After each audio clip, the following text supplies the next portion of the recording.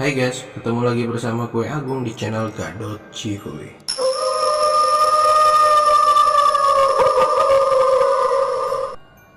Oh ya, di video ini gue akan menceritakan kisah nyata atau pengalaman mistis yang dialami oleh banyak orang. Sebelum ke ceritanya, gue mau mengingatkan kalian untuk bantu support channel gue dengan cara like, subscribe, komen jika ada saran. Dan jangan lupa share ke teman-teman kalian juga ya. Pastikan kalian aman, nyaman, dan jangan sendirian.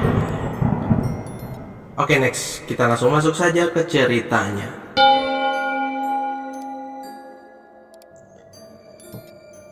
Temanggung 1990. Santoso Sosromiharjo, Juragan Cengkeh yang mapan kala itu. 10 tahun terakhir ini, sejak menikah dengan istrinya Lasmini, dia meneruskan usaha milik mendiang ayahnya. Usaha Cengkehnya cukup berhasil. Berbekal titel insinyur pertanian, Santoso sukses mengembangkan usahanya menjadi lebih besar. Dalam pernikahannya, Santoso dikaruniai 2 orang anak. Anak pertamanya bernama Ningrum, umur 10 tahun, dan adik laki-lakinya Panggi, umur 5 tahun. Mereka semua hidup bahagia di sebuah rumah yang besar, bergaya di era 60-an. Maklum, itu rumah warisan orang tuanya. Mendiang orang tua Santoso, dia ini anak tunggal. Untung saja orang tua Santoso dulu tidak memanjakannya. Jadi ketika ditinggal, Santoso bisa dengan lancar meneruskan usaha peninggalan orang tuanya. Sementara di situ juga ada 2 orang pembantu, yaitu Pak Slamet narasumber sebagai tukang kebun dan Bo Urut sebagai ART. Mereka berdua juga hidup dan ikut tinggal di rumah itu bersama keluarga Santoso. Di Temanggung sekira tahun 1991 sampai dengan 1992, usaha Cengkeh Santoso kini kian berkembang dan memperluas lahan dan menambahkan 1 gudang lagi. Lahan seluas 2000 meter sudah berhasil didapatnya, sementara dia masih harus menambah 1 gudang lagi untuk penjemuran dan penyimpanan cengkehnya. Dan diliriklah 1 bangunan luas, bekas gudang cengkeh juga, milik Pak Carik tetangganya, sesama juragan cengkeh di era bapaknya. Namun sudah lama bangkrut dan bangunan ini juga hampir disita oleh bank. Pak Carik ini sudah meninggal, kini bangunan itu diwariskan kepada Pak Bowo anaknya. Beserta hutang-hutangnya, Bowo juga tidak meneruskan usaha cengkeh milik ayahnya. Kini bekas gudang itu terlihat terbengkalai dan sudah menjadi jaminan hutang untuk biaya berobat Pak Carik dulu ketika sakit. Menurut kesaksian Pak Slamet yang juga mengenalnya, Bowo ini selalu mengajukan perpanjangan kepada pihak bank agar nantinya gudang itu tak disita. Dia hanya menunggu 1 sawah peninggalan orang tuanya terjual untuk melunasi hutang itu. Kenapa Bowo tidak merelakan gudang itu saja? Karena di sini Santoso juga ingin membelinya dengan harga yang wajar.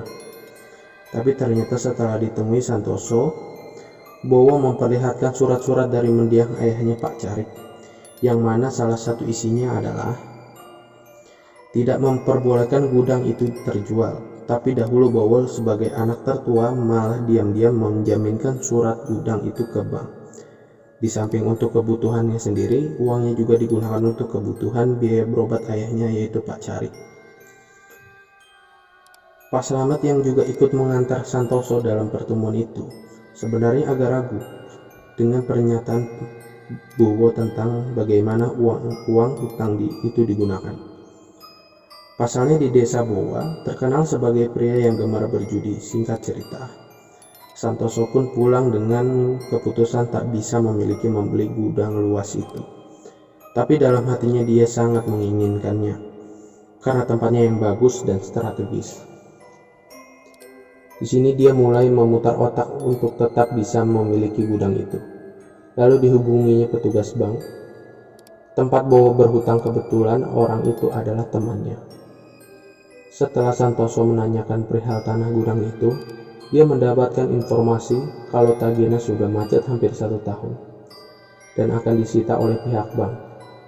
Tapi di situ Bowo malah mengajukan perpanjangan dengan alasan akan menjual sawahnya untuk melunasinya. Tapi nampaknya perpanjangan itu batas tenggangnya juga sudah hampir habis. Berbekal informasi itu, Santoso bersabar dan memantau perkembangannya. Sembari mungkin dalam hatinya dia berdoa buruk agar gudang itu disita dan dilelang oleh bank. Singkat cerita, sekitar 1 tahun kemudian, gudang itu akhirnya disita oleh bank dan akan dilelang di kemudian hari. Kabar ini cukup membuat Santoso senang. Dia benar-benar ingin memiliki gudang seluas 1.700 meter itu. Berbekal kenalan petugas bank, di sini Santoso agak bertindak licik. Entah bagaimana dia bermain dengan petugas lelang untuk memenangkan proses pelelangan lahan gudang itu. Singkat cerita, hari pelelangan pun tiba dan sesuai prediksi Santoso berhasil memenangkan lelang itu. Santoso menjadi pemilik sah dari tanah gudang itu. Tapi sekira beberapa bulan kemudian, setelah gudang itu digunakan oleh Santoso, mulai terjadi kejadian-kejadian yang lebih tepatnya dialami oleh semua orang yang menghuni rumah Santoso, termasuk Pak Slamet dan Bu Urip. Pertama dialami oleh Pak Slamet dan Bu Urip. Malam itu, sekiranya pukul 1 malam, mereka berdua sama-sama mendengar suara langkah kaki bakyak yang berjalan mengelilingi rumah. Tentu Pak Slamet dan Bu Urip lah yang mendengarnya dengan jelas, karena tempat mereka tidur berdempetan dengan betang rumah, tepatnya di bagian paling belakang. Agak mustahil bila suara ini terdengar dari rumah, karena jaraknya betang dan rumah agak jauh. Bu Urip dan Pak Slamet yang tidurnya terganggu memutuskan untuk keluar dan memeriksanya. Suara bakyak itu masih ada, yang kini berjalan menuju dekat tempat mereka sendiri. Dan akhirnya sosok yang berjalan itu mulai terlihat wujudnya seperti orang biasa. Namun, rambutnya panjang seperti seorang wanita. Sosok itu sekarang berhenti, mungkin karena melihat sosok Pak Slamet dan Bu Urip ya, yang sedang mengamati, namun dia tidak pergi. Pak Slamet segera mengambil kelewang untuk berjaga-jaga. Bu Urip mengira itu orang gila. Lalu Bu Urip bertanya, "Hei sopo deh? Ge opo nang kono? Siapa kamu? Lagi apa di situ?" Tapi sesosok itu hanya diam dan tidak menjawab. Terlihat tangannya saja yang sepertinya tengah menabur-naburkan sesuatu, sementara kepalanya menunduk. Untuk gambaran betang dari rumah Santoso ini, tingginya hanya seukuran ketiak orang dewasa. Jadi sosok itu terlihat separuh badan.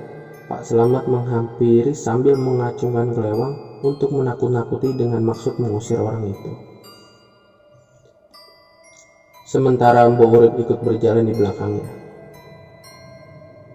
Langsung Pak Slamet mengusirnya dengan berkata, "Hus, pergi kamu." Tapi orang itu tidak pergi.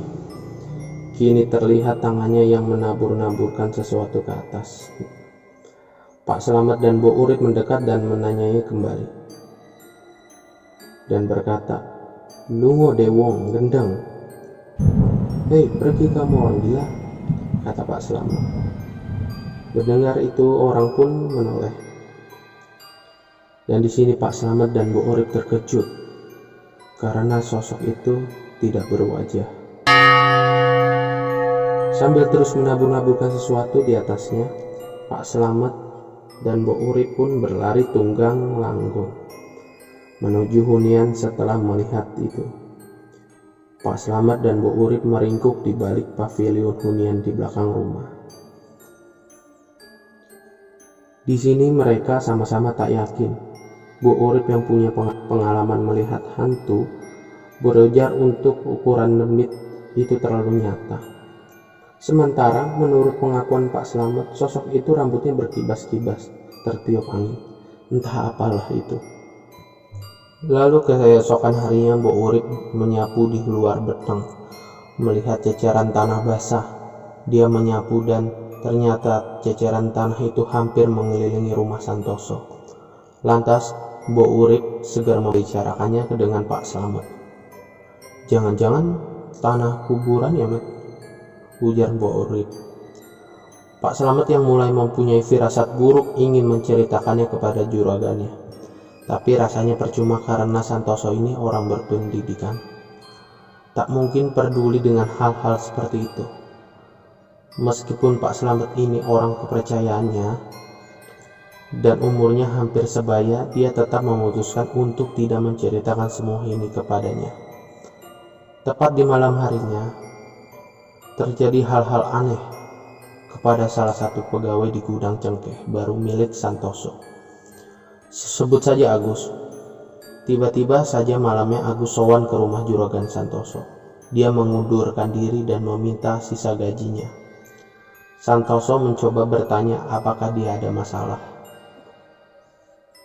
dengan teman sejawatnya, tapi nampaknya Agus tak mau mengatakan apa-apa. Dia hanya ingin mengundurkan diri dan meminta sisa gajinya. Tapi di sini yang agak aneh. Menurut Pak Slamet, Agus terlihat pucat dan tidak mau memandang wajah Santoso. Matanya selalu melihat ke bawah. Akhirnya Santoso pun memberikan sisa gajinya dan mempersilahkan Agus untuk mengundurkan diri dari pekerjaannya. Padahal di sini posisi Agus sudah cukup enak. Dia sudah jadi mandor. Santoso yang ingin tahu apa yang terjadi menyuruh Pak Slamet untuk menyelidiki masalah ini. Singkat cerita, selang hari Pak Slamet menanyai semua pegawai di gudang itu dan hasilnya tidak pernah ada masalah dengan Agus. Bahkan Mbak Lela bagian keuangan juga sempat dipanggil oleh Santoso dan tidak ada juga masalah keuangan. Santoso pun pasrah dan melupakan itu. Hari pun berlalu, tapi di sini Pak Slamet masih penasaran dan mempunyai firasat lain tentang keluarnya Agus. Akhirnya, dengan dalih silaturahmi, Pak Slamet pun mendatangi kediaman Agus. Setelah berbasa-basi di tempat Agus, Pak Slamet langsung bertanya dengan pelan kepada Agus. "Sebenarnya itu ada apa toh, Mas Agus? Cerita dong sama saya. Kok kayaknya ada yang tidak beres?" Mendengar pertanyaan itu, Agus terdiam sejenak dan menjawab, "Tapi jangan ngomong-ngomong sama Pak Santoso ya, Mas." Akhirnya Agus pun bercerita. Ketika Agus menyortir cengkeh, waktu itu sore hari, semua pegawai sudah beranjak pulang. Di situ tinggal Agus sendirian. Biasa memang, Agus selalu pulang paling akhir. Tapi ketika dia menyortir cengkeh, tercium bangkai yang sangat bau. Agus tentunya khawatir, takut kalau ada tikus mati di antara gunungan cengkeh tersebut. Agus pun mulai mencari sebuah bau itu. Lama sekali dia mencari karena gudang itu memang cukup luas. Dan akhirnya dia menemukan sumber bau itu tepatnya di antara tumpukan karung cengkeh. Lalu dia berkata, "Wah, aku harus lapor juragan ini," ujar Agus. "Takutnya ada bangkai di antara tumpukan itu." Tapi ketika dia membalikkan badannya, tiba-tiba dia dikagetkan oleh suara. Suaranya seperti ini. "Hei, Agus." Lalu Agus pun sontak menoleh ke arah tumpukan karung itu. Dan Agus pun terpukau melihat sosok yang memanggilnya. Sosok itu, kata Agus, seperti anjing, namun besarnya seukuran sapi. Dan sosok itu berbicara dengan bahasa manusia. Di tengah Agus yang masih mematung, sosok itu berkata, "Lu ngosa kau kene, timbang tak pan. Pergi dari sini daripada saya makan," ujar makhluk itu. Ternyata kejadian itulah yang membuat Agus yang sudah hampir 5 tahun ikut Juragan Santoso memutuskan untuk mengundurkan diri. Melihat raut wajah Agus, Pak Slamet berasumsi sepertinya Agus ini memang benar-benar mengalaminya. Pak Slamet pun pulang kembali dan masih menyimpan di dalam-dalam cerita Agus. Sampai di huniannya, Bu Urip yang tahu kalau Slamet hampir habis pergi dari tempat Agus langsung bertanya, "Piye Mat, si Agus? Gimana Agus Mat? Pasti ada apa-apa toh?" Kepada Bu Urip. "Sepertinya kok ada yang mengguna-guna Pak Santoso ya Mat?" timpal Bu Urip di pembicaraan itu. Karena ternyata tepat sehari setelah Bu Urip dan Pak Slamet melihat sosok berwajah itu, Ningrum anak Santoso sakit, terhitung hampir 1 bulan dan agak aneh. Karena cacarnya sampai lidah. Pak Slamet juga baru tahu saat itu kalau Ningrum sakitnya separah itu. Pikirnya hanya masuk angin biasa. Singkat cerita, hari pun berlalu. Ningrum belum sembuh dari sakitnya. Sore itu Lasmini istri Santoso terlihat tengah merebus air panas untuk mandi si Panggi anaknya yang paling kecil. Pak Slamet yang tengah mencabuti rumput di belakang rumah sesekali mengamati istri juraganya yang tengah melamun di depan kompor. Ada yang aneh, tak biasanya Lasmini istri juraganya itu terlihat sedih. Air di dalam panci pun mulai mendidih. Pak Slamet yang mengetahuinya mencoba memecah lamunan juragannya. Tapi di sini tak ada respon dari Lasmini. "Bu, airnya sudah panas, Bu," kata Pak Slamet sambil memunculkan setengah kepala di jendela dapur. Tapi benar, tak disangka apa yang terjadi setelah ini. Diambillah air panas lalu oleh Lasmini. Sambil mendongakkan kepala, Lasmini menyiramkan air mendidih itu ke kepalanya. Kemudian Slamet pun teriak. Seakan tak sadar apa yang barusan ia lakukan, Pak Slamet yang panik juga berteriak memanggil juraganya. Lasmini pun mendapatkan luka yang cukup parah dan sempat dibawa ke rumah sakit, sampai akhirnya meninggal 1 hari kemudian. Tapi di sini Slamet tak bercerita tentang apa yang sebenarnya terjadi. Dilihat sore itu, sehingga saat itu kematian Lasmini masih dianggap sebagai kecelakaan oleh Santoso, tapi tidak bagi Pak Slamet. Baginya, kematian Lasmini sangat tidak beres, karena dia menyaksikan dengan mata kepalanya sendiri.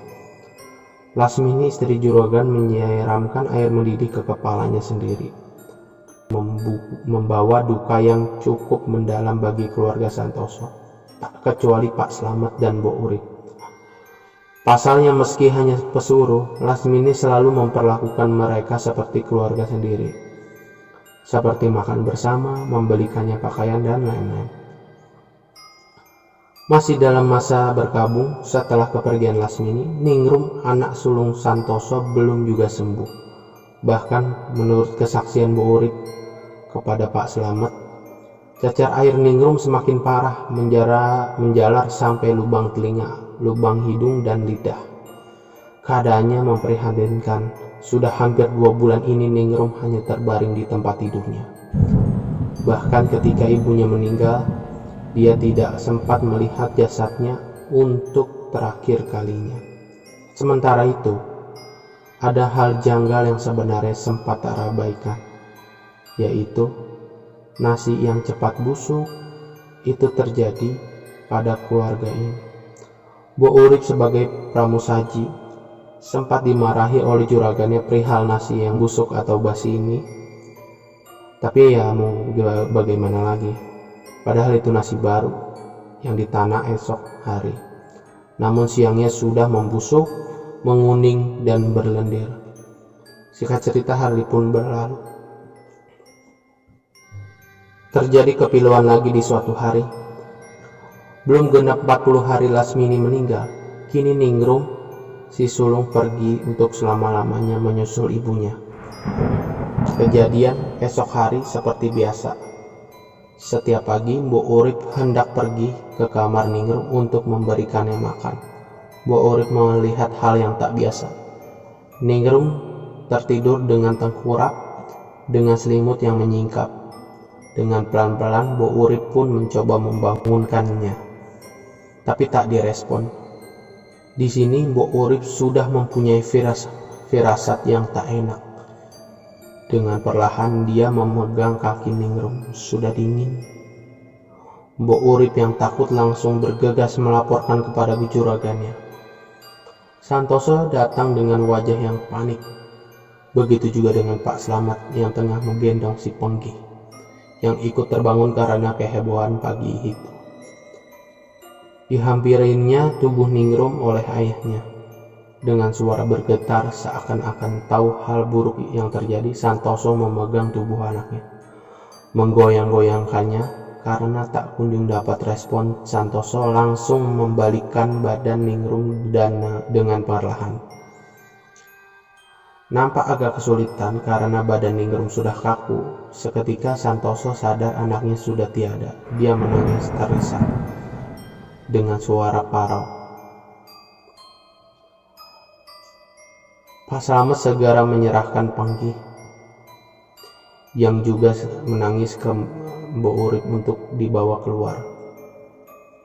Pak Slamet segera merangkul dan memapah juragan menuju ruang tamu. Sementara itu sembari menggendong Penggih sambil terponggok-ponggok, Mbok Urip mengabarkan kabar duka ini ke tetangga terdekat kalau Ningrum sudah meninggal.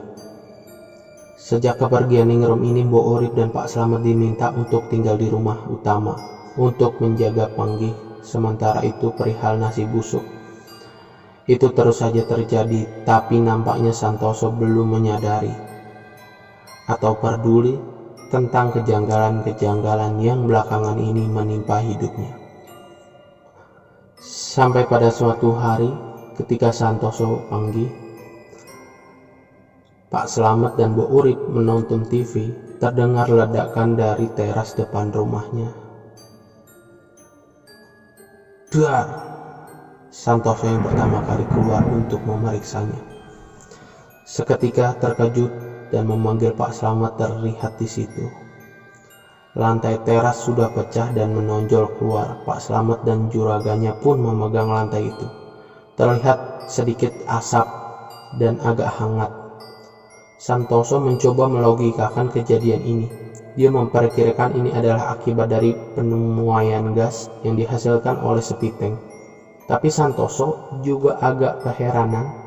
Pasalnya sepiteng rumah ini berada jauh 30 meter ke belakang rumah. Santoso pun menyuruh Pak Slamet untuk membongkar pecahannya. Saat itu juga, lantai itu dan apa yang ditemukan